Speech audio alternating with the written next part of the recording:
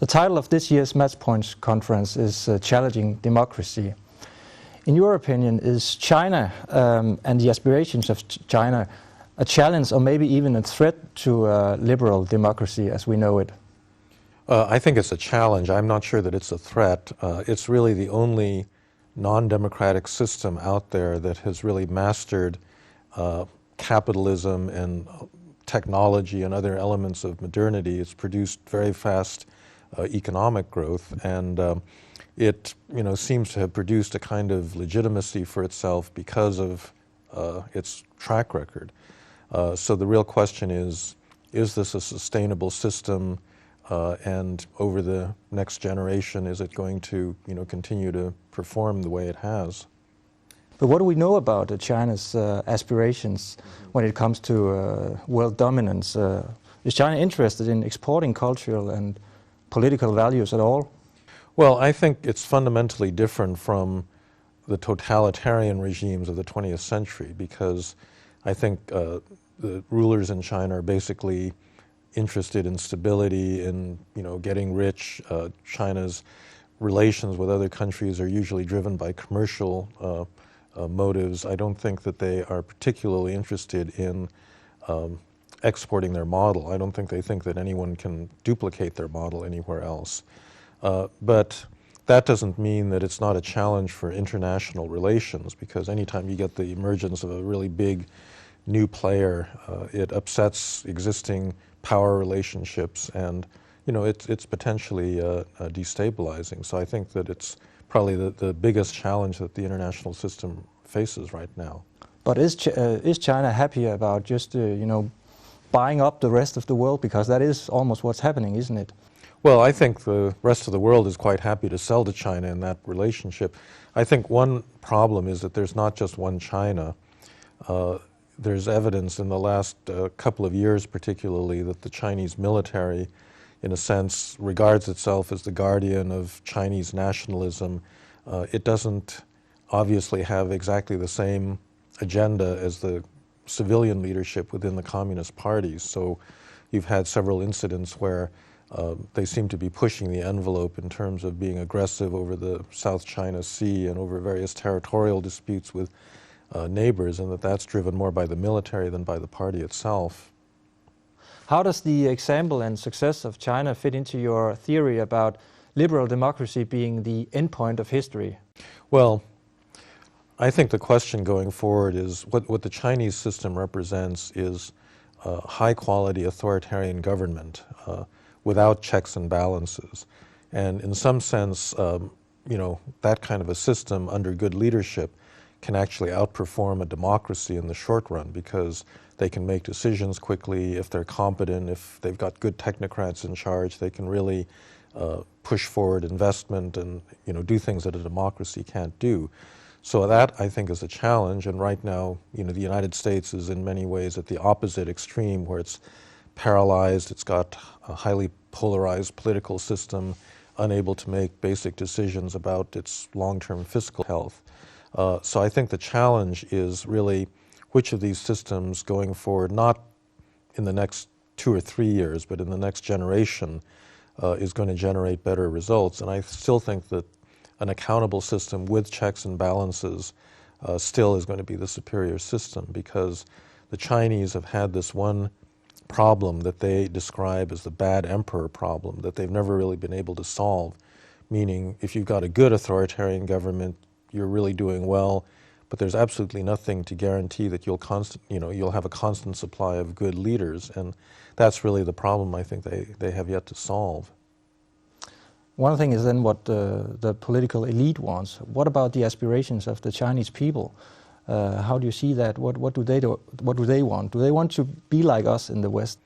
I don't think that they're so different, really. I think that they get angry when the government fails to respect their dignity, takes away their property, all of these things. I think, however, that the memory of being poor and insecure is very recent. The Cultural Revolution really ended only in the 1970s, and the transformation of China has been a near miracle in terms of people's, finding employment, having rising living standards. And I think for many Chinese, that's a very welcome change, and it was brought about by the existing regime. And so I'm not sure that they're, that eager to destabilize it or to move to something, a leap into the unknown where, something like democracy, where they really don't know what's going to happen at the other end. On the other hand, you also talked about the universality of the wish to live in a society that recognizes human dignity. Do you think that most Chinese feel that their inherent dignity is recognized by the regime? That's a complicated question. I think in some measure the demand for dignity rises with rising income and education. If you're very poor, if you're a Chinese peasant that's all of a sudden moved to a city, you've got a job, now you can send money back to your family, you tend not to worry about whether you can participate in politics or, whether you can demonstrate or protest your conditions. On the other hand, if you are a college-educated young person, you have high expectations and the system isn't meeting that, and you're on the internet and you talk to your friends and you have a basic kind of security in life, I think that kind of individual is potentially much more dangerous to a regime. And so when you say the Chinese people, I think you really need to distinguish, and I think the leading edge of most revolutions is caused by middle class, better educated people that really don't have a place in the system. Right now they do, but in another generation they may not. But do you think then that we could see at some time a revolution or insurgents in China like we've seen in the Middle East now? Well, I don't think it's going to happen anytime soon because China's just doing too well at this point. I think that the question you have to ask is in, a few years, if the economic model falters, and it has to falter. I mean, no country this large can continue to grow at 10% indefinitely. So that's going to slow down, and the job machine will slow down. And at that point, if they have a really big economic setback, or even a Japanese-style landing where they have very sluggish growth for an extended period of time, I think that's the point at which you have to look for signs of social instability. But it's actually somewhat of a danger to the regime that they are educating so many people, that the education standard is so high in China. Or yeah, well, that's right. I mean, in many respects, that's where they're doing well, because they've got all the engineers and managers that can actually run a modern economy. But it's very easy for that to get out of kilter. And right now, there's strong demand for low-skilled labor, but there's not sufficient demand for the college-educated, and that's a politically, potentially dangerous situation. Let's view this challenge from China from another perspective. An autocratic political system like China makes it easier to make complex and unpopular decisions. My question is, if we in the West want to stay competitive in a globalized world, could we be sort of forced to compromise some of our political ideals to simply follow up with China?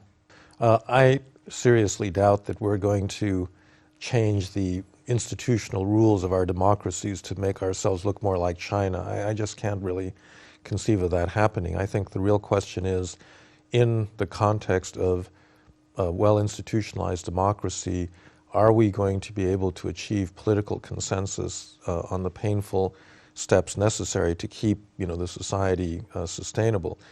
I think every Western democracy, in fact, it's not just every Western democracy, every developed country faces a need to renegotiate many elements of its existing social contract, because the existing welfare states were created in a time when people didn't live as long, when birth rates were higher, and therefore the ability to actually sustain these entitlements going ahead into the future is going to be very great. And then you get further problems related to immigration. You need immigration in order to sustain populations, but then that produces political backlash. And so I think really the question is, in the context of a democratic system, are you going to be able to overcome conflicts created by these painful decisions that will lie in the future? That's really the challenge. And I think oftentimes the track record of democracy isn't that great. A lot of times it really requires an external shock or a big crisis, to finally convince people to make these decisions. And at that point, the decision is more costly and more painful, and so forth. You talked about the necessity of a new social contract. What should that new social contract be like? What's the content of it? Well, it differs in every country because every country's fiscal situation is different. Japan, of all developed countries, is the first to experience this because it has the largest public debt, it has the most rapidly aging population, and what it means is that many fewer workers are going to support many more retired people in the near future, and so that means some combination of higher taxes, reduced benefits, and the like, and something that the United States will face, and it's something that most European countries will face because of the same demographic pressure.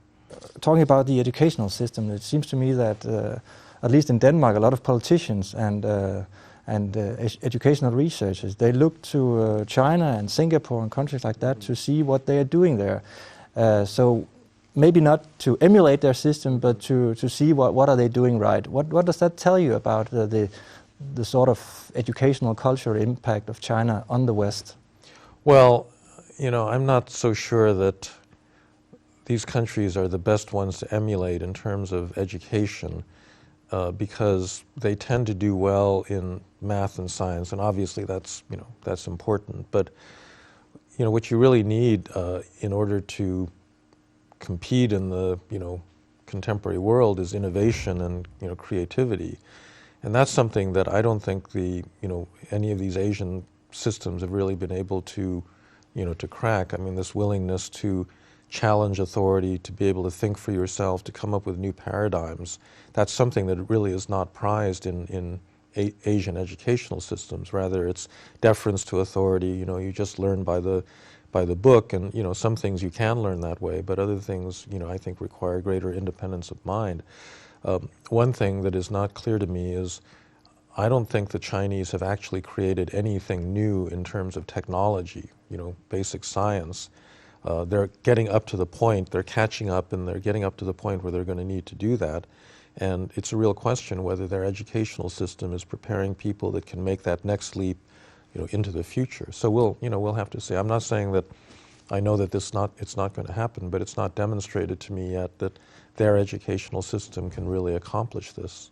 Do you think in the future that we will become more like the Chinese, or will the Chinese become more like us? If I had to guess, I really suspect that the Chinese are going to become more like us, because I do think that higher levels of education and contact with the outside world does produce certain convergence in culture and in the way people think. And I think in things like the willingness to question authority and the like, I really cannot see Westerners adopting Chinese attitudes towards authority, that somehow we're going to go back to this highly deferential, very hierarchical kind of system. I can, however, see a lot of Chinese young people getting their education in the West and actually adopting a lot of Western practices, even as they begin to, even as they realize that their system has got a lot of strengths that that need to be protected. So you don't think that in 2050 there will be a Chinese way of life that we will all be trying to emulate here in the West? I think that there will be aspects of China. For example, in the United States, there's a book by Amy Chua that was published about Chinese mothers and the way that they, force their kids to, work and study and so forth. And I think probably there's a lot of American mothers that are now emulating, that kind of practice. But as a whole, I don't think that the overall Chinese way of life, particularly in the realm of politics, is something that Westerners are ever likely to emulate, because I think there's just too much, individualism and belief in the autonomy of the individual in Western civilization for that to be the case. Thanks.